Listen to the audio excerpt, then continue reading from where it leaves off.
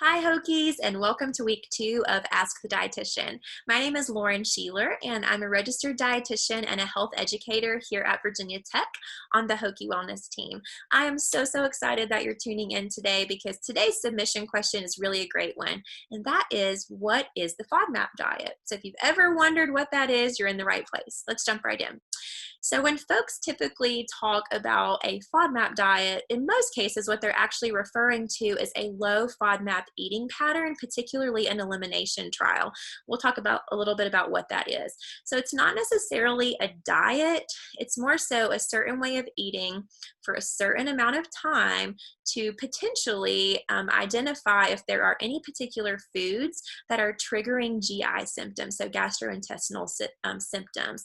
Particularly, this can be helpful if you have irritable bowel syndrome, as there has been some research that this really does work well for folks with IBS. So FODMAP is actually an acronym that stands for a lot of really long words, and those are fermentable, oligosaccharides, disaccharides, monosaccharides, and polyols. And those are 5 different types of carbohydrates, really more specifically 5 different types of sugars. And those are considered high FODMAP food groups. And so the hope is that we can take those away and then slowly begin to add them back in under professional supervision to figure out if any of them are causing some GI symptoms. So under the supervision of a registered dietitian who is experienced in this area, folks usually cut out those high FODMAP foods from those 5 groups for about 2 to 6 weeks, maybe more, just kind of depending, and we slowly begin to add those back in. So we're able to see, as we add them one by one, which ones might be causing upset. So the intention of this is really just to give you some helpful insight rather than cutting out all of these food groups forever and ever, like you might think of with a standard diet.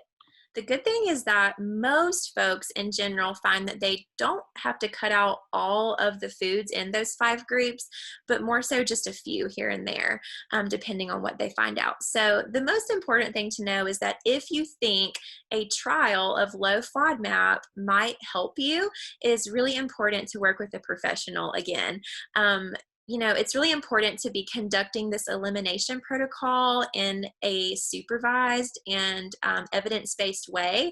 And so we really want to make sure that, especially when we're reintroducing foods, that we're doing that in a safe and effective way.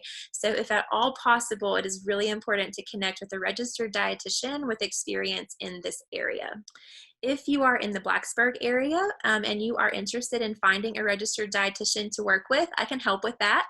You can email me at Lauren, Lauren 44 @vt.edu. I will also leave my email in the description. You can connect with me if you'd like to connect with a dietitian in the area.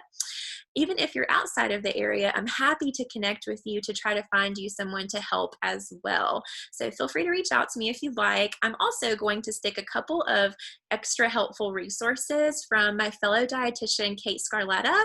She's really one of the leading experts in this area in our field, so I think you'll find that some of the resources she has created for this topic are very helpful. I'll also leave her website below so you can check that out.